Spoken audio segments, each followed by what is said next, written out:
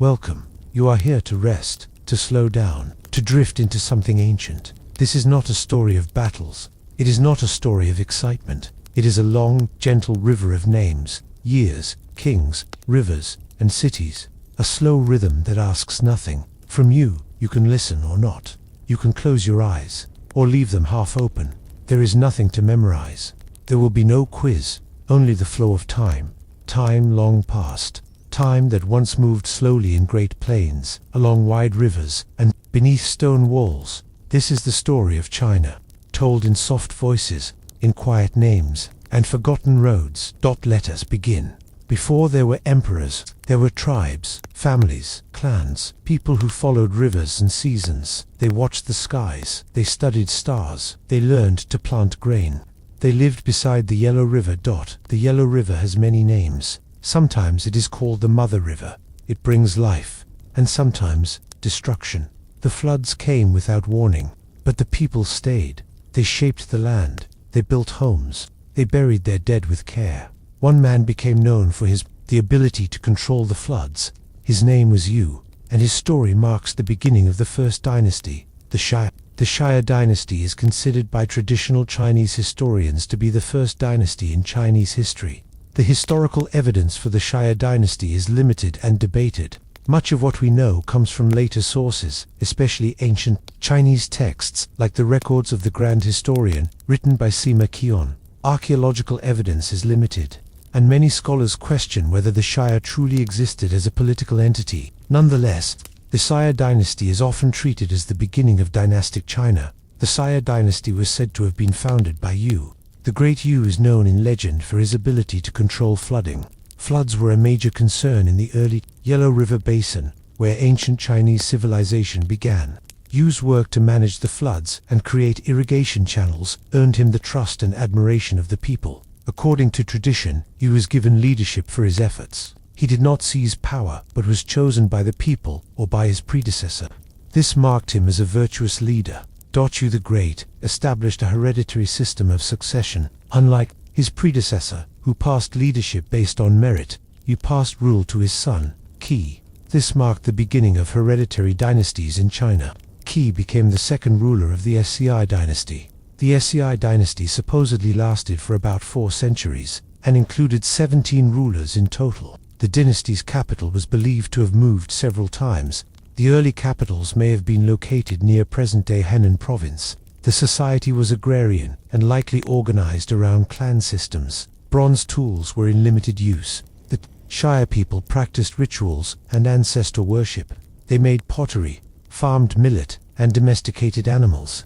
Their settlements were likely surrounded by moats and wooden palisades for defense. The names of the Xia rulers are preserved in texts. After Qi, the rulers included Tai Kong, Zhong Kong, Shao Kong, Shao Kong, Zhu, Huai Mang, Zhao, Bu, Zhang, Jiong, Jin, Kong, Jia, Gao, and Fei. The final ruler was Ji. Ji is remembered as a tyrant. He was said to be cruel and indulgent. According to 2 stories, he built great palaces and lived in luxury while the people suffered. His rule led to unrest and rebellion. The dynasty came to an end when Ji was overthrown by Tang, the founder of the Shang Dynasty. Tang gathered support from dissatisfied nobles and commoners. He led a campaign against Ji, defeated him, and established a new ruling house. Tang's victory was later described as justified by the mandate of heaven.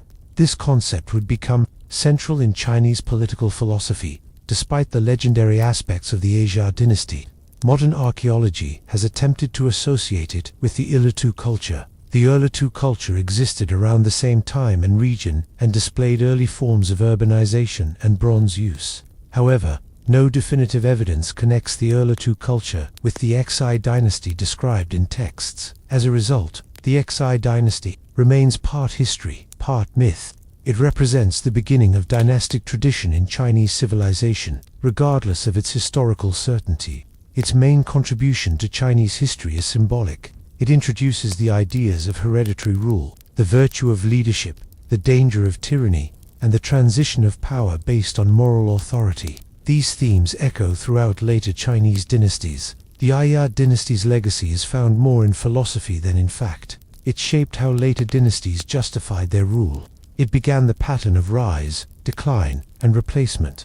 This pattern would repeat many times in Chinese history. The dynasty ended with a corrupt ruler and began with a wise one. This cycle would become familiar. After the fall of Xia, the Shang rose to power. With the Shang, written records began to appear. The Shang left behind inscriptions, bronze vessels, and archaeological sites. Their history is better documented and more widely accepted as historical fact. But before Shang, there was Xia, and so we remember the Xia, not for what they left behind, but for where they stand in the story. At the beginning, the Shang Dynasty is widely considered the first historically verified dynasty of China. Unlike the Xia Dynasty, which is rooted in legend, the Shang left behind written records, bronze artifacts, city ruins, and tombs that have been discovered and studied by archaeologists. Their legacy gives us the first direct glimpse into ancient Chinese civilization. The Shang ruled in the Yellow River Valley, where fertile land supported early agricultural development. The capital of the dynasty shifted over time, with one of the most prominent locations being the city of Yin, in what is today Enyang in Henan province. At Yin, archaeologists uncovered thousands of oracle bones, which provide evidence of a complex society with organized religion, government, and early Chinese script. The Shang kings were both political and religious leaders. They ruled with the support of noble families and were believed to possess a divine connection to the ancestors. Kings performed rituals to ensure harvests, protection, and stability. They communicated with their ancestors using divination techniques. Oracle bones were used for this purpose. Questions were carved into the bones or turtle shells, which were then heated until they cracked. The cracks were interpreted as answers from the spiritual world. The Shang elite lived in large palaces built on rammed earth foundations. These palaces were surrounded by walls and separated from the homes of common people. Society was hierarchical. At the top was the king, followed by nobles, priests, artisans, and finally farmers and laborers. Slaves were also present, and were sometimes used in human sacrifices. The Shang are known for their advanced bronze metallurgy. They produced tools, weapons, ritual vessels, and decorative items using piece mold casting, a method unique to early China.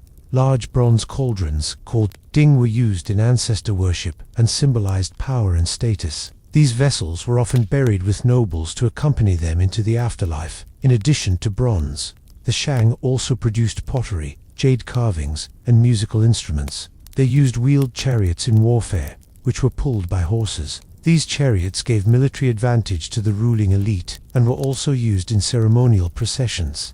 The Shang developed a writing system that is the ancestor of modern Chinese characters. This script, seen on oracle bones and bronze items, included over 3,000 distinct characters. The writing system was already complex and was used for religious, administrative, and historical purposes. While literacy was limited to scribes and nobility, its existence marked a significant leap in record-keeping and governance. The Shang practiced ancestor worship extensively. They believed that spirits of the dead influenced the world of the living.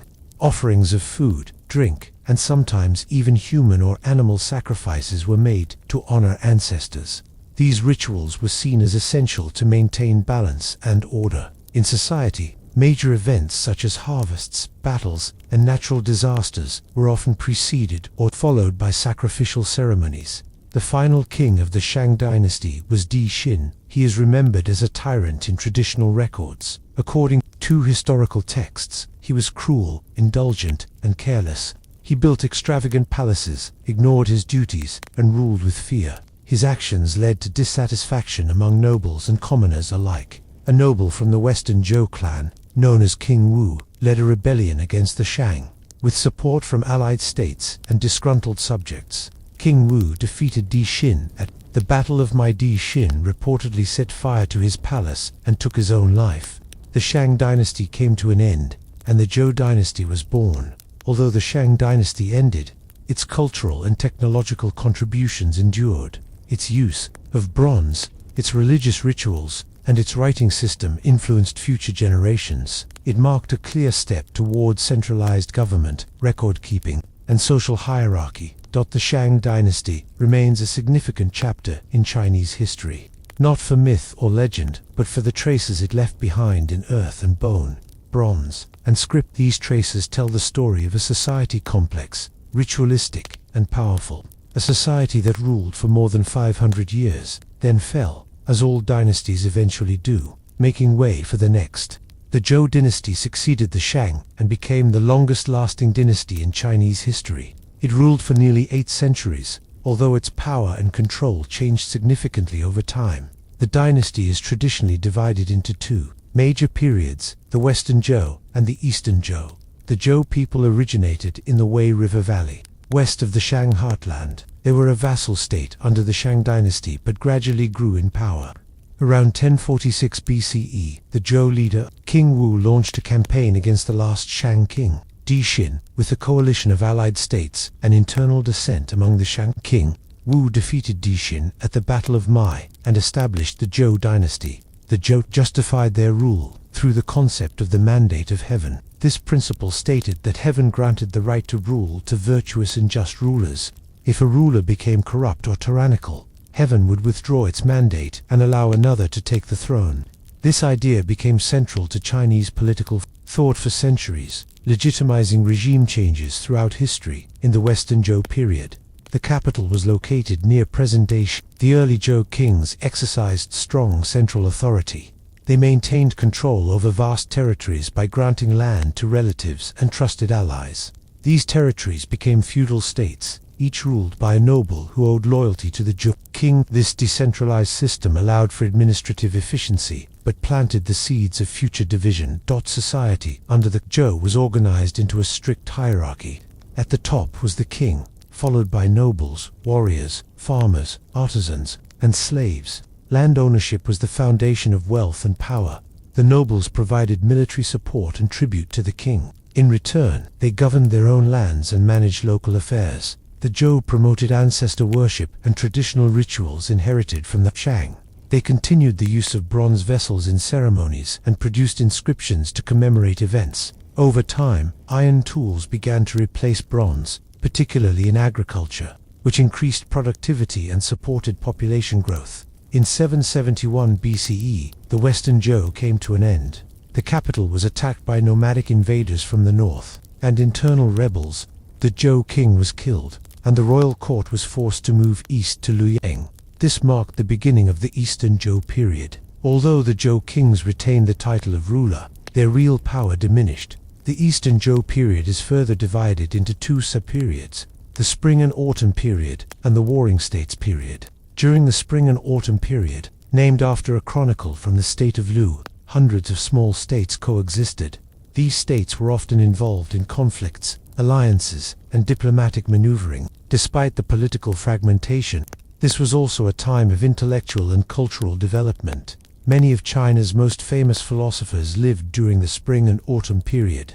Confucius, born in the state of Lu, taught about virtue, respect, and social harmony. His ideas emphasized the importance of filial piety, moral leadership, and proper behavior. Another philosopher, Laozi, advocated for simplicity, nature, and the concept of Tao, or the Way. His ideas became the foundation of Taoism. Other schools of thought, including legalism and Moism, also emerged during this time. As time passed, small states were conquered or absorbed by larger ones. By the start of the Warring States period, only 7 major states remained: Qin, Kuk, Qi, Yan, Han, Zhao, and Wei. These states competed for dominance. Warfare became more intense and systematic. Armies grew larger. New weapons, such as iron swords and crossbows, were introduced. Military strategy and administration became more sophisticated. Among the 7 states, Qin gradually gained strength. Located in the far west, Qin implemented strict laws and centralized policies. It improved agriculture, military discipline, and infrastructure. Its leaders emphasized control and efficiency, guided by legalist philosophy. While other states struggled with internal divisions, Qin remained unified and focused. In 256 BCE, the Zhou royal house came to a formal end. The last Zhou king had no real power. He was a symbolic figure, and when he died, no successor was widely recognized. The Qin state continued its conquests, and, within a few decades, would unify China for the first time under a single emperor. The Zhou dynasty's legacy is immense. It gave China its foundational political ideas, including the mandate of heaven, and the model of centralized and decentralized rule. It fostered a rich intellectual environment that shaped Chinese culture, ethics, and governance for millennia. Even though its kings lost power over time, the Zhou remained a symbolic center of tradition and legitimacy. The long reign of the Zhou shows how dynasties evolve. It began with conquest, continued with stability, weakened with division, and ended in obscurity. But its impact remained strong, guiding the ideas and institutions of China long after the dynasty itself had vanished. The Qin dynasty was the first dynasty to unify China under a single emperor. Although it lasted only 15 years, it had a profound impact on Chinese history.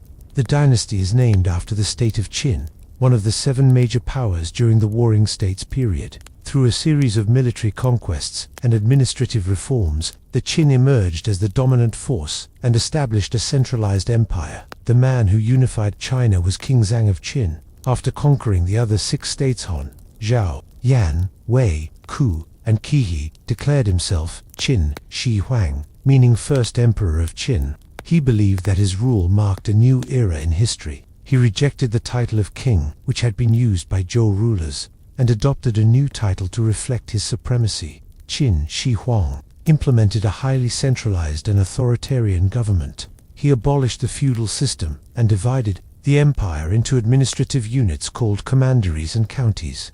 Officials were appointed based on merit and loyalty rather than birth. This system allowed the emperor to maintain direct control over the vast territory. The dynasty followed the philosophy of legalism, which emphasized strict laws, harsh punishments, and a strong central authority. Legalist thinkers believed that people were inherently selfish and needed to be controlled by rigid laws. Qin Shi Huang enforced this ideology through state institutions and surveillance. Dissent was not tolerated. Books that opposed legalist views, including works by Confucian scholars, were banned or burned. Scholars who resisted were punished or executed. Despite its severity, the Qin dynasty achieved remarkable feats. It standardized weights and measures, currency, and the writing system across the empire. This helped unify commerce, administration, and communication. Roads and canals were built to connect distant regions. These public works improved transportation and military mobilization. One of the most famous achievements of the Qin dynasty was the construction of the Great Wall. Although walls had been built by earlier states, Qin Shi Huang ordered the linking and expansion of these walls to form a barrier against northern nomadic tribes. The wall was built using forced labor, and conditions were harsh. Many workers died during its construction. Another monumental project was the Emperor's Mausoleum near modern-day Xi'an. The tomb complex includes the Terracotta Army, a massive collection of life-size statues of soldiers, horses, and chariots meant to guard the emperor in the afterlife. The discovery of this site in the 20th century revealed the scale and ambition of Qin Shi Huang's burial plans. Qin Shi Huang was obsessed with immortality. He feared death and sent envoys in search of elixirs that could grant eternal life. He consulted alchemists and took pills made from mercury, believing they would preserve his life. Ironically, these pills may have contributed to his death around 210 BCE. After his death, the empire passed to his son, Qin Shi. However, Qin Shi was young, inexperienced, and manipulated by corrupt officials. The central government weakened, and revolts broke out across the empire. The oppressive policies that had once ensured control now triggered widespread rebellion. One of the key figures in the downfall of the Qin was Liu Bang, a peasant-born soldier who rose through the ranks. He joined the rebel forces and eventually defeated the Qin army. In 206 BCE, the Qin dynasty collapsed. Its end marked the beginning of the Han Dynasty. Although the Qin dynasty was short-lived, its influence lasted for centuries. It established the framework for imperial rule in China. The word China is believed by some to be derived from Qin. The dynasty's emphasis on centralization, legal codes, and infrastructure became a model for later dynasties. The Qin demonstrated the power of unification, the dangers of tyranny, and the challenges of ruling a vast empire. It showed that strength alone could build an empire, but without balance and flexibility, that empire could fall just as quickly. Still, the legacy of Qin Shi Huang and his dynasty remains one of the most significant in Chinese history. The Han Dynasty followed the collapse of the Qin and became one of the most influential and enduring dynasties in Chinese history. It lasted for over 4 centuries, divided into 2 main periods, the Western Han and the Eastern Han, with a short interruption in between. Under the Han, China experienced political stability, territorial expansion, cultural development, and economic growth. The founder of the Han Dynasty was Liu Bang, later known as Emperor Gaozu of Han. He was born into a peasant family and rose to power through military service and leadership in the rebellion against the Qin. After defeating rival warlords, including Shang Yu, he declared himself emperor in 206 BCE. Liu Bang moved the capital to Chang'an and began the process of rebuilding the empire. Unlike the Qin, the Han rulers took a more moderate approach to governance. They retained the centralized administrative system, but relaxed many of the harsher policies. The legalist laws of the Qin were softened, and Confucianism became the guiding ideology of the state. Confucian scholars were recruited to advise the emperor and fill positions in the bureaucracy. Education and morality were emphasized as tools for stable government. Emperor Wu of Han, who ruled from 141 to 87 BCE, is considered one of the greatest emperors of the dynasty. He expanded the empire's territory significantly, extending Han control into modern-day Korea, Vietnam, and Central Asia. He launched military campaigns against the Zhongnu, a confederation of nomadic tribes in the north, and secured trade routes that became part of the Silk Road. The Silk Road was a major achievement of the Han Dynasty. It connected China to Central Asia, the Middle East, and eventually to Europe. Goods such as silk, jade, porcelain, and spices were traded for horses, glass, wool, and other foreign items. This network of routes facilitated not only commerce but also cultural exchange. Ideas, technologies, and religious beliefs moved along the Silk Road, influencing both China and the regions it touched. The Han government was structured around a strong central bureaucracy. The empire was divided into administrative units, and officials were appointed based on merit. The civil service examination system, though not fully formalized yet, began to take shape under the Han. This system would become a cornerstone of Chinese administration for the next 2 millennia. Han society was hierarchical but flexible. At the top was the emperor, followed by nobles, officials, and scholars. Farmers were respected for their role in sustaining the economy. Artisans and merchants followed, with slaves and servants at the bottom. Family values and social harmony were emphasized. Ancestor worship continued, and Confucian ethics shaped interpersonal relationships. Science and technology advanced during the Han period. Inventions such as paper, the seismograph, and the suspension bridge appeared. Han astronomers recorded eclipses and planetary movements. Medical texts were compiled, and agricultural practices improved. Historians such as Sima Qian documented the history of China in works like the Records of the Grand Historian, providing valuable insights into the ancient world. The Han also developed a complex legal system. While influenced by legalism, Han law emphasized fairness and moderation.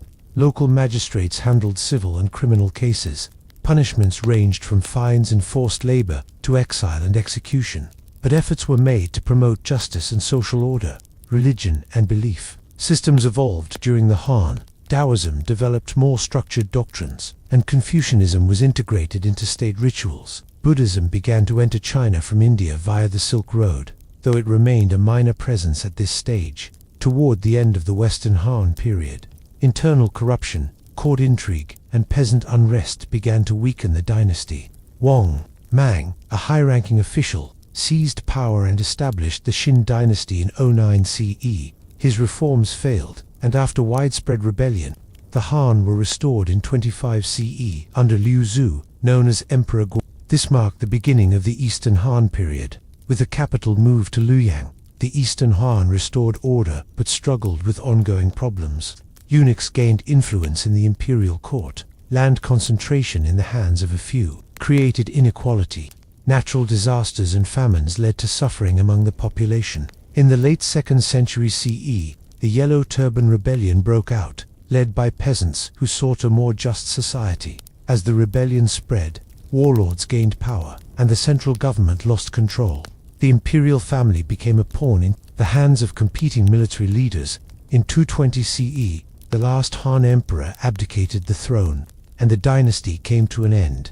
The Han Dynasty left a lasting legacy. It defined Chinese identities, so much so that the dominant ethnic group in China today still refers to itself as Han Chinese. The dynasty shaped government, culture, philosophy, and national unity. Its influence persisted through later dynasties and remains visible in Chinese thought and tradition. The end of the Han Dynasty gave rise to one of the most turbulent and romanticized periods in Chinese history, the era of the Three Kingdoms. Although it lasted only about 60 years, it has had a lasting cultural and historical impact. The empire that had once been unified under the Han fractured into three rival states: Wei, Shu, and Wu. These three kingdoms fought for dominance over the former Han territory. The fragmentation began even before the official end of the Han. In the late 2nd century, warlords gained increasing power as the central government weakened. Among them was Cao Cao, a skilled general and administrator.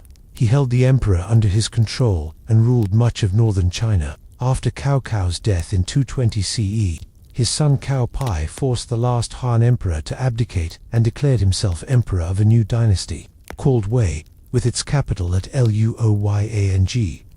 In the southwest, Liu Bei, a distant relative of the Han royal family, established the state of Shuhan. He declared himself emperor in 221 CE and claimed legitimacy as the rightful successor to the Han dynasty. His capital was in Chengdu. Liu Bei had been a warlord allied with powerful generals such as Guan Yu and Zhong Feiyu, and his cause was popular among those loyal to the Han tradition. In the southeast, Sun Quan declared independence and established the Kingdom of Wu in 222 CE. His capital was at Jian'ai in present-day Nanjing. Sun Quan ruled for many years and maintained stability in the region. His state benefited from its control of the Yangtze River and access to maritime trade routes. The Three Kingdoms period was characterized by constant warfare, shifting alliances, and military campaigns. Major battles included the Battle of Red Cliffs, where a coalition of Sun Quan and Liu Bei defeated the numerically superior forces of Cao Cao. This battle is one of the most famous in Chinese history and marked the beginning of the tripartite division of China. Despite the warfare, the period saw significant developments in military strategy, administration, and culture. Generals like Zhu Zhiliang, Sima Yi, and Lu Meng became legendary for their tactics and leadership. Innovations in weaponry, fortifications, and logistics helped shape the nature of Chinese warfare. Zhu Zhiliang, in particular, became a symbol of wisdom and loyalty. Serving Liu Bei and later his son, he acted as both chancellor and strategist for Shu. His northern campaigns against Wei, though ultimately unsuccessful, demonstrated advanced planning and organization. He also initiated domestic reforms to strengthen the state. The state of Wei was the strongest of the three, both in population and resources. It maintained control over the north and had a more stable administration. Over time, internal power shifted from the Cao family to the Sima clan. Sima Yi, a general and regent, gained influence through military skill and political maneuvering. After his death, his descendants continued to consolidate power. In 265 CE, Sima Yan, the grandson of Sima Yi, forced the last Wei emperor to abdicate. He established the Qin Dynasty and turned his attention to unifying China. The Qin launched a series of campaigns against Shu and Wu. Shu fell in 263 CE, and Wu followed in 280 CE. With the conquest of Wu, the Qin dynasty succeeded in reuniting China, at least temporarily. Although short, the Three Kingdoms period has remained prominent in Chinese culture. It was immortalized in the historical novel Romance of the Three Kingdoms, written over 1,000 years later during the Ming Dynasty. The novel blends history and legend, portraying characters as larger-than-life heroes and villains. Figures such as Liu Bei, Cao Cao, Zhu Zhiliang, and Guan Yu became cultural icons. Historically, the period was marked by division, instability, and the struggle for legitimacy. None of the Three Kingdoms could claim long-term dominance, and each faced internal challenges. Nevertheless, the administrative practices, military strategies, and regional developments of the era influenced later dynasties. The Three Kingdoms period illustrates the difficulties of maintaining unity after the collapse of a major dynasty. It shows how regional powers can rise in the absence of a strong central authority. And while it ended with reunification under the Qin, the seeds of future fragmentation were already present. After the fall of the Three Kingdoms, China was briefly reunited under the Qin Dynasty. Founded by Sima Yan in 265 CE, Sima Yan, known as Emperor Wu of Qin, was the grandson of Sima Yi, the powerful general who had dominated the state of Wei. With the conquest of Shu in 263 and Wu in 280, Emperor Wu brought an end to the division that had characterized the Three Kingdoms era. However, this unity would not last. The Western Qin Dynasty, with its capital in Luoyang, initially enjoyed relative stability. The imperial court implemented reforms to recover from years of war, but problems soon emerged. The imperial family was large and complex. In an effort to maintain balance, Sima Yan divided power among his many relatives. This decision led to factionalism and conflict after Emperor Wu's death. The dynasty entered a period of intense internal struggle, known as the War of the Eight Princes. Between 291 and 306, 8 princes of the Qin imperial family fought for control over the throne. These civil wars weakened the dynasty and drained resources. Central authority collapsed, and regional governors and warlords asserted independence. In the early 4th century, nomadic groups from the north, known as the Five Barbarians, began to invade northern China. Among these groups were the Zhongnu, Shonbai, Ji, Di, and Kong. These groups had been allowed to settle in the north during previous dynasties, but now they rose in rebellion. They captured Luoyang in 311 and Chang'an in 316, marking the end of the Western Qin. The remnants of the Qin court fled south across the Yangtze River. There, in the city of Jiangkang, modern Nanjing, the Eastern Qin Dynasty was established in 317. Although the Eastern Qin retained the name and some of the institutions of the Western Qin, its control was limited to southern China. The north was now ruled by various non-Han regimes. This fragmentation ushered in a long era known as the Northern and Southern Dynasties. From 317 to 589, China was divided between a series of short-lived dynasties in the north and the south. The north was ruled by non-Han peoples, who gradually adopted Chinese customs and political systems. The south remained under Han Chinese rulers, who claimed continuity with earlier traditions. In the north, the most significant development was the rise of the Northern Wei dynasty, founded by the Shanbai people.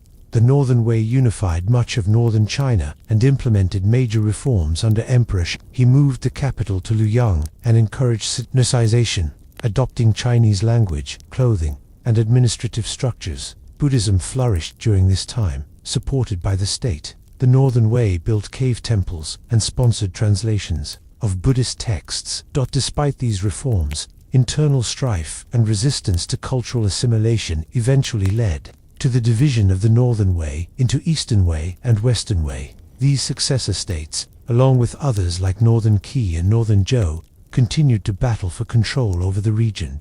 In the south, the Eastern Qin Dynasty was succeeded by a series of short-lived dynasties, the Lusong, Southern Qi, Liang, and Chen. These dynasties were generally more stable than those in the north, but still suffered from court intrigues, rebellions, and weak rulers. The southern states benefited from the natural defense provided by the Yangtze River and developed their own cultural and political traditions. The period saw a flourishing of art, literature, and philosophy, particularly in the south. Poets, painters, and thinkers found patronage in the southern courts.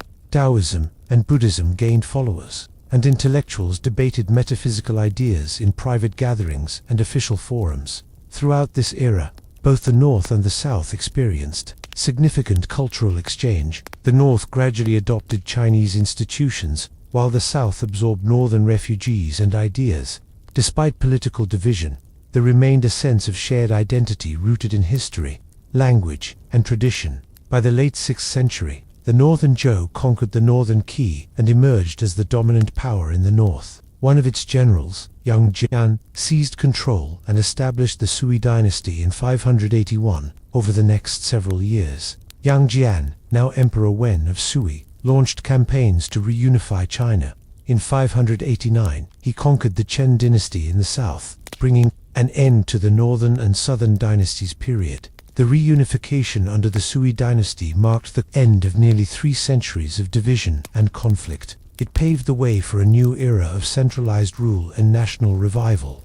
But the legacy of the Qin and the northern and southern dynasties lived on in the cultural and institutional developments that occurred during those fragmented centuries. The Sui dynasty marked the end of nearly 3 centuries of division and the beginning of a new period of unified imperial rule in China. Though it was short-lived, lasting only 37 years, the Sui dynasty played a crucial role in restoring central authority and laying the foundations for the Tang dynasty that followed. The dynasty was founded by Yang Ji, a powerful general of the northern Zhou. In 581, he usurped the throne and declared himself emperor. When of Sui, he was a capable and ambitious ruler. Within a few years, he launched a military campaign to the south and conquered the Qin Dynasty in 589, completing the reunification of China. For the first time since the fall of the Western Qin, China was once again under a single ruler, emperor, when implemented sweeping reforms to strengthen the state and rebuild the economy. He centralized authority, reduced the power of aristocratic families, and created a more efficient bureaucracy. He reintroduced the civil service examination system, allowing officials to be selected based on merit rather than birth. This helped to create a more professional and capable administration. The Sui dynasty also standardized the legal code and reformed taxation. Land was redistributed through the equal field system, which allocated farmland based on the number of people in a household. This helped prevent the accumulation of large estates and ensured that more peasants had access to land. The reforms aimed to increase agricultural productivity and stabilize society. One of the most ambitious projects of the Sui dynasty was the construction of the Grand Canal. This vast waterway connected the Yellow River in the north with the Yangtze River in the south, facilitating the transport of grain, troops, and goods. The Grand Canal became one of the greatest engineering achievements in Chinese history and played a vital role in economic integration and political cohesion. Emperor Wen ruled with discipline and promoted frugality. He encouraged the spread of Buddhism and maintained religious tolerance. Under his rule, the country experienced relative peace and prosperity. However, upon his death in 604, his son Yang Guang ascended the throne as Emperor Yang of Sui, and the fortunes of the dynasty began to change. Emperor Yang was energetic and ambitious, but also extravagant and authoritarian. He continued his father's projects but expanded them on a grander and more costly scale. He undertook massive construction projects, including palaces and extensions to the Grand Canal. These projects required enormous labor forces, much of it conscripted from the peasantry. The heavy burden of labor, taxation, and military service created widespread discontent. Emperor Yang launched a series of military campaigns, most notably against the Korean kingdom of Goguryeo. These campaigns were long, expensive, and ultimately unsuccessful. The repeated failures and loss of life further alienated the population and exhausted state resources. Rebellions began to erupt throughout the empire. By the late 610s, the dynasty was in crisis. Peasant uprisings spread across the country, and regional warlords challenged imperial authority. In 618, Emperor Yang was assassinated by one of his own generals, and the Sui dynasty came to an abrupt end. Although the dynasty was brief, its accomplishments were significant. The reunification of China under the Sui set the stage for the prosperity of the Tang dynasty. The administrative and legal reforms introduced during this period influenced later dynasties. The Grand Canal continued to serve as a key artery for transportation and commerce for centuries. The Sui dynasty serves as an example of both the possibilities and limitations of central authority. Under Emperor Wen, it demonstrated how strong leadership and reform could restore order and unity. Under Emperor Yang, it showed how overreach and oppression could quickly undo those gains. Despite its fall, the Sui dynasty is remembered as a turning point in Chinese history. It bridged the gap between division and unity and provided a model of imperial governance that future dynasties would adapt and refine. The Tang dynasty is often regarded as one of the greatest periods in Chinese history. It was a time of political stability, territorial expansion, cultural flourishing, and international influence. Under the Temps, China became a cosmopolitan empire with strong institutions, a vibrant economy, and deep connections with neighboring regions. The dynasty was founded by Li Yuan, a former Sui official and general, who declared himself Emperor Gaozu of Tang. In 618, after the fall of the Sui, he quickly consolidated power and established his capital at Chang'an. a city that would become one of the largest and most important in the world. During the Tang era, Emperor Gaozu was succeeded by his son, Li Shimin, who took the throne as Emperor Taizong. Taizong is remembered as one of China's most capable and enlightened rulers. He expanded the empire's territory, stabilized the economy, and reformed government institutions. Under his reign, China extended its influence into Central Asia, Korea, and parts of modern-day Vietnam. Diplomats and envoys from many countries visited his court, reflecting the Tang dynasty's role as a major power in the region. One of the defining features of the Tang administration was the refinement of the civil service examination system. Candidates for government positions were required to pass rigorous exams based on Confucian classics. This system helped promote meritocracy and reduced the influence of hereditary privilege. The bureaucracy was organized into departments and ministries with clearly defined roles. The Tang legal code was comprehensive and became a model for later dynasties and neighboring countries. It emphasized clarity, fairness, and proportional punishment. Officials were expected to follow ethical standards and were held accountable for their actions. Economically, the Tang dynasty thrived. Agricultural production increased due to improved techniques and land distribution policies. The Grand Canal and other infrastructure projects supported trade and transportation. Markets in Chang'an and other cities were filled with goods from across Asia. Silk, tea, ceramics, and other Chinese products were traded for spices, precious metals, and textiles. The Tang era is particularly noted for its cultural achievements. Poetry reached new heights, with poets like Li Bai and Du Fu becoming central figures in Chinese literature. Their works reflected themes of nature, friendship, war, and the passage of time. Painting, music, and calligraphy also flourished. Buddhist art and architecture reached impressive levels of sophistication, and temples and caves were filled with murals and sculptures. Buddhism became deeply integrated into Tang society. Monasteries served not only religious but also social and economic functions. Pilgrims traveled to India to collect sacred texts, and translations of Buddhist scriptures were produced in large numbers. Taoism and Confucianism also remained influential, contributing to a diverse religious landscape. Women in Tang society, especially during the early part of the dynasty, enjoyed a relatively high status. They could own property, inherit land, and participate in social life. The most famous example of female power was Wu Zixun, who ruled first as empress consort and regent, and later declared herself emperor of a short-lived Zhou Dynasty, 692–705, before the Tang was restored. She remains the only woman in Chinese history to rule as emperor in her own right. As the dynasty progressed, signs of decline appeared. By the mid-8th century, the government became increasingly corrupt and inefficient. Military governors, known as judushi, gained too much autonomy. In 755, the An Lushan rebellion erupted. An Lushan, a general of Nunhan origin, led a massive revolt that lasted for nearly 8 years. The rebellion caused widespread destruction and loss of life. Although it was eventually suppressed, the temps never fully recovered. Following the rebellion, the central government struggled to reassert control. Provincial governors held more power, tax revenues declined, and peasant uprisings became more frequent. The court was plagued by factionalism and intrigue. In 874, the Huangchao rebellion broke out, further weakening the dynasty. By 907, the last temps emperor was forced to abdicate, and the dynasty came to an end. China once again entered a period of fragmentation and division. Despite its decline, the Tang dynasty left a lasting legacy. It represented a golden age of Chinese civilization, marked by intellectual, artistic, and political achievements. Its influence extended beyond China's borders, shaping cultures and governments in Korea, Japan, and Vietnam. The Tang period remains a source of pride and inspiration in Chinese history. The fall of the Tang dynasty in 907 ushered in a new era of political fragmentation, known as the Five Dynasties and 10 Kingdoms period.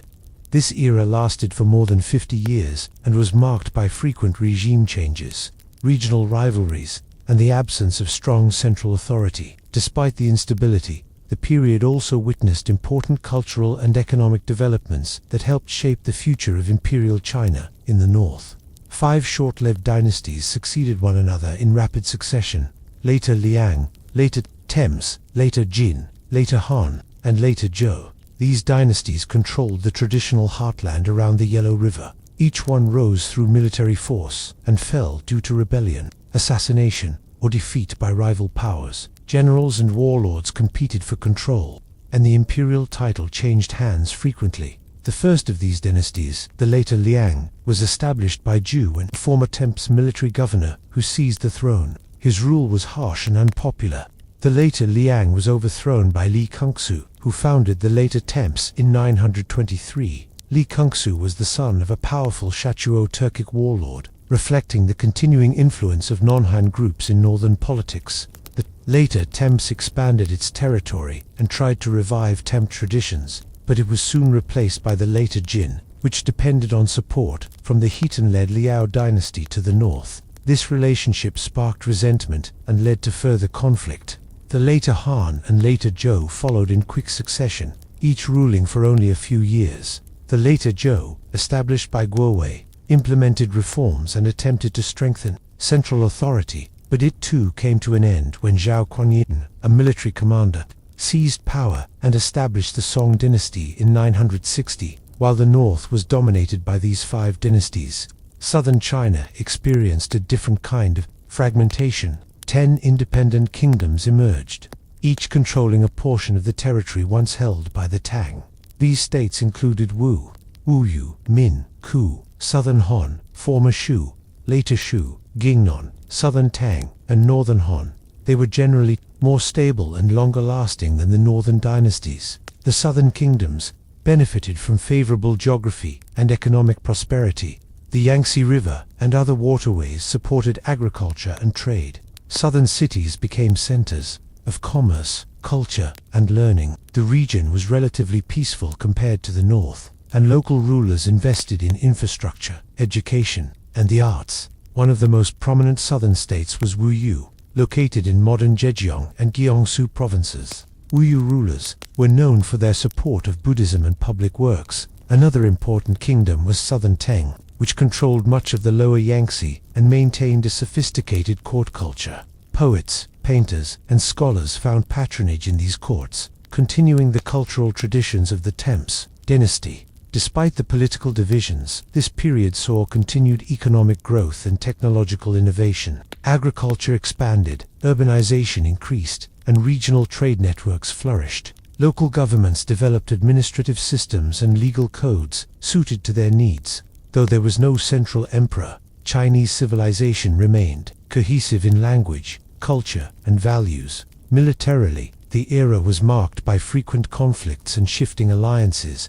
Northern dynasties attempted to assert dominance over the south, while southern kingdoms often engaged in skirmishes with each other. However, none of the states was able to unify the entire country. Buddhism continued to thrive during this period, especially in the south. Monasteries served as religious centers and economic hubs. Taoism and Confucianism also remained influential. The cultural diversity and competition among the states encouraged creativity and innovation in art, literature, and governance. By the mid-10th century, it became clear that a new unifying force was emerging. Zhao Quanyin, a general under the later Zhou, led a coup and took the throne as emperor. Taizhou of Song in 960. He quickly moved to consolidate power and bring the southern kingdoms under his control. The 5 dynasties and 10 kingdoms period ended with the establishment of the Song Dynasty. Although it was a time of division and uncertainty, it also preserved and enriched the legacy of Chinese civilization. It served as a transitional phase between the grandeur of the Temps and the stability of the Song. The Song Dynasty was a period of remarkable cultural, economic, and technological development. It is often divided into 2 distinct phases, the Northern Song 960-1127 and the Southern Song 1127-1279. The dynasty began with the reunification of China under Emperor Taizhou, also known as Zhao Quanyin. He was a former general of the later Zhou who seized power through a peaceful coup and quickly consolidated control over the remaining independent states. Emperor Taizhou prioritized stability and centralization. To prevent military coups like his own, he placed the army under civilian command and rotated generals frequently. He expanded the civil service examination system, placing a strong emphasis on education and meritocracy. scholars became central to governance, and Confucian ideals were reinforced throughout society. During the Northern Song period, the capital was established in Kaifeng. The central government maintained a strong bureaucracy, and the emperor held ultimate authority, though much of the administration was carried out by scholars. These officials were chosen through a competitive examination system that tested knowledge of Confucian texts and moral reasoning. The Song dynasty is notable for its economic expansion. Agriculture improved through better irrigation, the use of iron tools, and the widespread cultivation of fast-ripening rice from Southeast Asia. Population growth followed, and urbanization increased. Cities like Kaifeng and later Hangzhou became bustling centers of commerce, culture, and government. The Song economy became more monetized, and a government-issued paper currency was introduced, one of the earliest known uses of paper money in the world. Trade thrived both domestically and internationally. Markets were filled with goods such as silk, porcelain, tea, and books. Maritime trade expanded along the coast, with Chinese ships reaching Southeast Asia and even the Indian Ocean. Technological innovation was a hallmark of the Song period. The invention of movable type printing revolutionized publishing. Books became more affordable and widely available, contributing to a rise in literacy. Gunpowder was developed and used in early firearms and explosives. Advances in mathematics, astronomy, engineering, and medicine also took place. Culturally, the Song dynasty witnessed a revival of Confucianism, known as Neo-Confucianism. Thinkers like Zhou, she synthesized classical Confucian teachings with elements of Taoism and Buddhism. Their ideas shaped education, ethics, and governance for centuries. Art and literature flourished. Landscape painting reached new levels of expression, and poetry remained a respected form of intellectual and emotional communication. Despite these achievements, the Song faced serious military challenges. To the north, the Hitan Liao dynasty, and later, the Jurchen Qin dynasty grew in strength. In 1127, the Jin captured Kaifeng and forced the Song to retreat south. This marked the beginning of the Southern Song period, with a new capital established in Hangzhou. The Southern Song dynasty ruled a smaller but still prosperous territory. Although they lost much of the north, the court continued to promote scholarship, innovation, and economic development. Hangzhou became one of the largest and most sophisticated cities in the world at the time. Travelers described its markets, bridges, canals, and cultural life in glowing terms. The Southern Song Navy became a formidable force, protecting maritime trade routes and coastal cities. Naval technologies advanced, and shipbuilding reached high levels of sophistication. However, the dynasty remained under constant threat from northern powers. In the 13th century, the Mongols emerged as a powerful force under Genghis Khan and his successors. They conquered the Qin Dynasty, and eventually turned their attention to the Song. After years of resistance, the Mongols, led by Kublai Khan, launched a full-scale invasion. In 1279, the last Song emperor was defeated at the Battle of Yama. This marked the end of the Song dynasty and the beginning of Mongol rule in China. The legacy of the Song dynasty is vast. It represents a period of intellectual vibrancy, artistic excellence, and technological progress. Many aspects of Chinese society that we associate with classical civilization matured during this time. Despite military weaknesses, the Song dynasty remains one of the most admired and influential periods in Chinese history. The Yuan dynasty was established by the Mongols and marked the first time that all of China was ruled by a foreign power. Founded by Kublai Khan, a grandson of Genghis Khan, the Yuan represented a new phase in Chinese history, where nomadic rulers from the steppes governed a vast and complex agrarian society.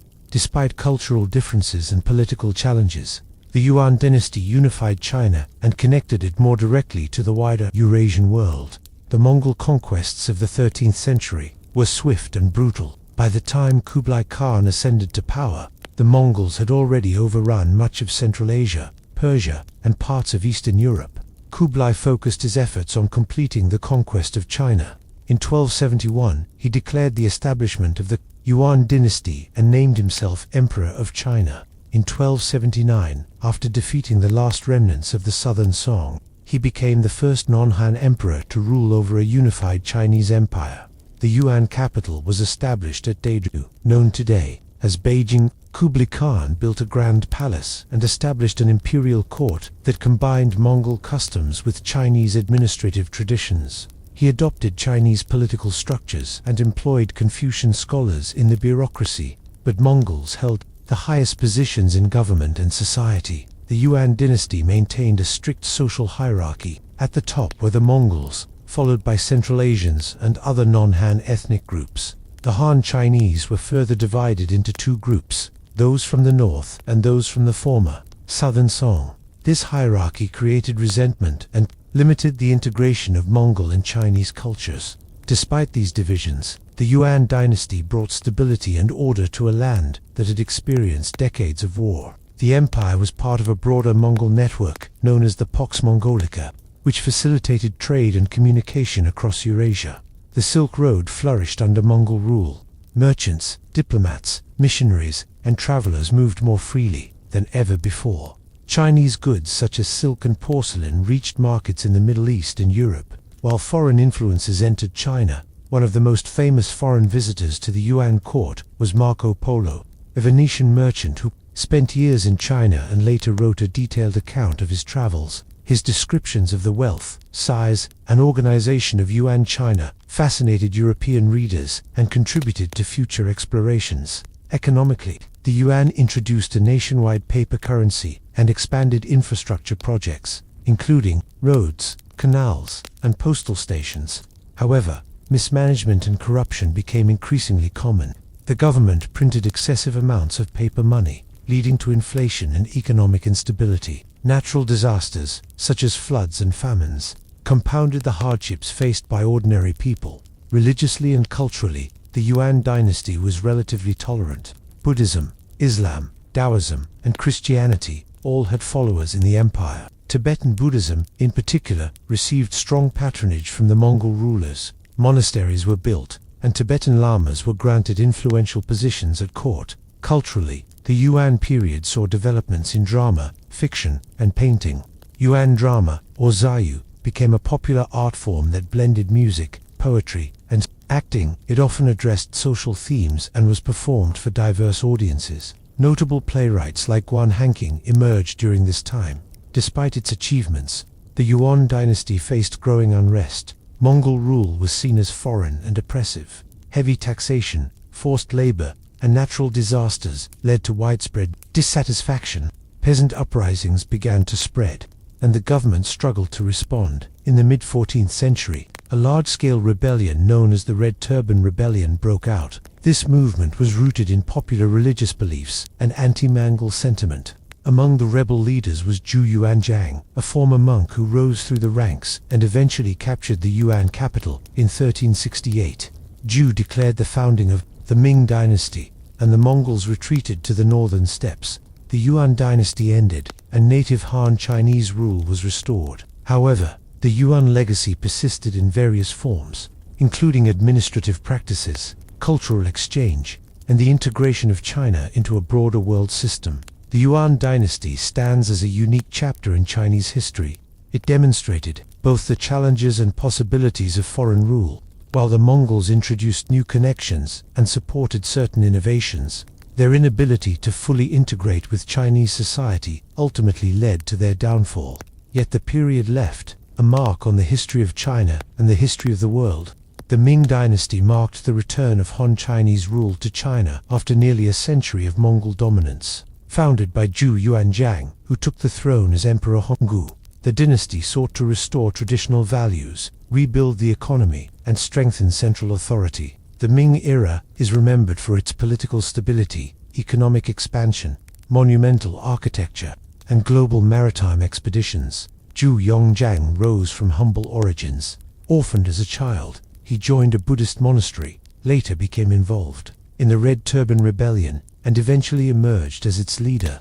After defeating rival factions and driving the Mongols out of China, he founded the Ming Dynasty in 1368 and established the capital at Nanjing. As Emperor Hongwu, Zhou implemented a series of reforms to centralize power and improve administration. He abolished the position of chancellor, placing all executive authority directly under the emperor. He distrusted the scholar official class and relied heavily on secret police to monitor officials. Though his rule was harsh and authoritarian, it brought order and structure to a country recovering from war and chaos. The Ming government restored the civil service examination system and re-emphasized Confucian values. Officials were selected through a competitive process that tested knowledge of classical texts. The bureaucracy was divided into ministries, each responsible for specific functions such as revenue, war, justice, and public works. Under the Ming, agriculture flourished. The state encouraged land reclamation, irrigation projects, and crop diversification. The economy became increasingly commercialized, with regional markets and long-distance trade networks. Urban centers expanded, and handicrafts such as textiles, ceramics, and paper goods supported growing industries. The Ming Dynasty is renowned for its achievements in architecture and the arts. The Forbidden City in Beijing, constructed during the reign of Emperor Yongle, became the political center of the empire and remains a symbol of imperial China. Massive city walls, palaces, and temples were built throughout the country. Culturally, the Ming period saw a flourishing of literature, painting, and philosophy. Woodblock printing enabled the mass production of books, making knowledge more accessible. Popular novels such as Journey to the West, Water Margin, and Romance of the Three Kingdoms were written during this period and became classics of Chinese literature. One of the most remarkable aspects of the early Ming dynasty was its maritime exploration. Under Emperor Yongle, the eunuch Admiral Zhang, he led 7 major voyages between 1405 and 1433. These expeditions reached as far as the coasts of Africa, the Middle East, and South Asia. The massive treasure fleets carried goods, gifts, and diplomatic messages, projecting Chinese power and prestige abroad. Despite the scale of these voyages, the Ming government eventually turned inward. After Zheng He's final voyage, maritime exploration was abandoned. The fleet was dismantled, and foreign trade was restricted. The reasons for this shift included cost concerns, internal security, and a preference for self-sufficiency. The later Ming period faced growing challenges. A rigid bureaucratic system and a lack of institutional flexibility led to inefficiencies. Corruption spread within the government. Natural disasters, such as floods and droughts, devastated agriculture and contributed to food shortages. The dynasty also faced threats from external and internal forces. In the northeast, the Zhou tribes began to unite under a leader named Narration. These groups would later become the Manchus. Within China, peasant uprisings became more frequent, driven by hardship, taxation, and official abuse. In the early 17th century, the Ming economy suffered from silver shortages, which disrupted trade and taxation. Combined with the impact of climate change, epidemics, and rebellion, the state weakened further. In 1644, a rebel army led by Li Zikang captured Beijing. The last Ming emperor, Chongzhen, took his own life. Meanwhile, the Manchus seized the opportunity. They entered China through the northeast and, with the help of a Ming general, took control of Beijing. This marked the end of the Ming dynasty and the beginning of the Qing. Despite its fall, the Ming dynasty left a profound legacy. It reasserted Chinese cultural identity, rebuilt the state after foreign rule, and made contributions in science, literature, and the arts. Its policies and structures influenced both contemporary societies and future dynasties. The Qing dynasty was the last imperial dynasty of China. It was established by the Manchus, a semi-nomadic people from the northeast who succeeded in conquering China after the fall of the Ming. Although foreign in origin, the Qing rulers adopted many Chinese customs and institutions, and they ruled a vast and diverse empire for over 2.5 centuries. The dynasty began in 1644, when the Manchus entered Beijing and assumed control of the capital. They presented themselves as restorers of order rather than conquerors. The early Qing emperors worked to consolidate their rule and win the loyalty of the Han Chinese population. They maintained the Confucian bureaucratic system, preserved Chinese laws and rituals, and promoted classical scholarship. Under the leadership of emperors such as Kangxi, Yongzheng, and Qianlong, the Qing dynasty experienced a period of territorial expansion, administrative reform, and cultural revival. These 3 emperors ruled consecutively from 1661 to 1796, marking one of the longest sustained periods of effective imperial governance in Chinese history. Emperor Kangxi was particularly respected for his intellect and political skill. He toured the empire, supported science and education, and quelled internal revolts. He promoted stability and integration among various ethnic groups within the empire. His reign was marked by peace and prosperity. Emperor Yongzheng focused on strengthening central authority, improving tax collection, and reducing corruption. He worked long hours and enforced discipline among officials. Emperor Qianlong expanded the empire to its greatest territorial extent, incorporating Tibet, Xinjiang, and parts of Central Asia. His court was known for its patronage of the arts, and the emperor himself was a poet and collector. Under his reign, classical literature was compiled and preserved in massive encyclopedic projects. The Qing Dynasty implemented the banner system, which organized Manchu society into military units. This system helped maintain their identity and control. Manchu men were required to wear the Q hairstyle as a sign of loyalty to the dynasty, and this rule was enforced strictly. At the same time, Han Chinese continued to play key roles in government and culture. The early Qing period saw economic growth, population increase, and agricultural expansion. New crops such as corn and sweet potatoes were introduced, allowing farming in previously marginal areas. Urban centers grew, trade networks expanded, and Chinese goods such as porcelain, tea, and silk remained in high demand. However, by the late 18th century, the dynasty began to show signs of strain. Population growth outpaced agricultural productivity, land shortages and unemployment became common, bureaucratic corruption increased, and the central government struggled to respond to local crises. Foreign pressures intensified in the 19th century. European powers, seeking to expand trade, clashed with Qing policies of limited foreign contact.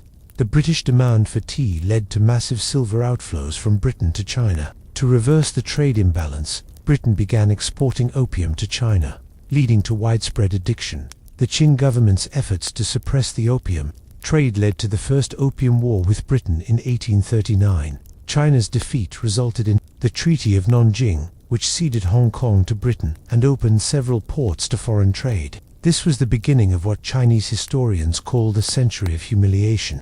Subsequent conflicts, including the Second Opium War, further weakened Qing sovereignty. Foreign powers gained extraterritorial rights, and spheres of influence were carved out across China. Domestic unrest also grew. The Taiping Rebellion, one of the deadliest civil wars in history, lasted from 1850 to 1864 and caused millions of deaths. Other uprisings followed, including the Naian Rebellion and Muslim revolts in the northwest. In response to these crises, reform-minded officials attempted to modernize the military and economy through the self-strengthening movement. They built factories, railways, and arsenals, and promoted Western education. However, these efforts faced resistance from conservative factions at court. The final decades of the Qing were marked by further decline.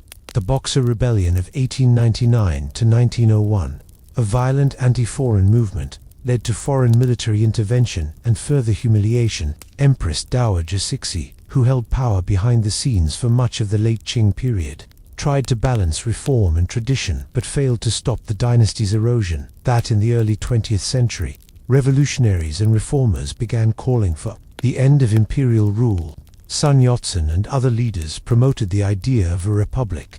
In 1911, the Wuchang Uprising sparked a nationwide revolt. The last emperor, Pwi, abdicated in 1912, bringing over 2,000 years of dynastic rule to an end.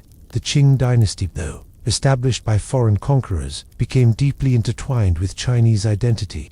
It ruled over a multi-ethnic empire, preserved cultural traditions, and faced the enormous challenges of modernization and foreign imperialism.